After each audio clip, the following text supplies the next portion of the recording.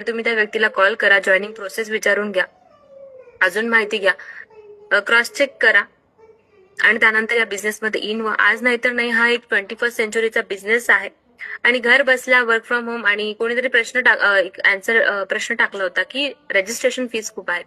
Ma'am 2,000 रुपयामध्ये काहीही येत नाही आज मार्केटमध्ये. तसं पाहिलं ना, 2,000 रुपयामध्ये काहीही येत नाही. साधं आपण मुलाचं चॉकलेट घ्यायला गेला तर तो 100 रुपयाच्या कॅडबरीकडे हात करतो. ठीक आहे. सो 2,000 रुपये ही नॉट अ बिग अमाऊंट, खूप छोटी अमाऊंट आहे.